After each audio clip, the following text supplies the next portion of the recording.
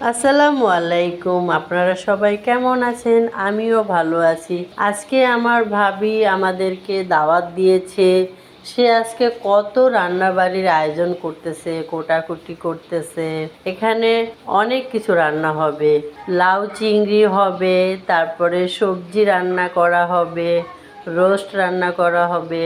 এখানে সালাদ তো অনেক সুন্দর করে কেটে রেখেছে, পেঁয়াজগুলো সবজির জন্য কেটে রেখেছে। তারপরে ডিমের কোরমা হবে, পোলাও হবে, গরুর মাংস হবে। সে অনেক জনকে দাওয়াত দিয়েছে। আমার বোনদেরকে দাওয়াত দেয়, অন্য ভাবিদেরকে দাওয়াত দেয়। একসাথে আমরা অনেকেই তার বাসায় দাওয়াত খেতে যাই। এখন আস্তে আস্তে আমার ভাবি রান্নাগুলো বসাই দিল।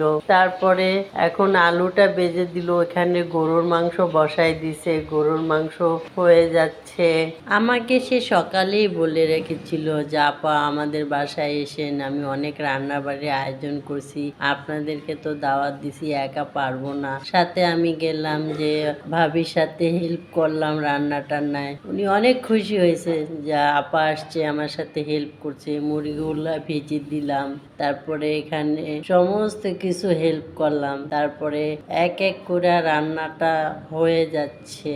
এখানে গরুর মাংসটা প্রায় এখন হয়ে গেছে, নামাই ফেলবে। তারপরে এখন রোস্টটা বসায় দেওয়া হয়েছে, রোস্টটা হয়ে যাচ্ছে। তারপরে সাথে ইলিশ মাছও ভেজে নিয়েছে, ইলিশ মাছ।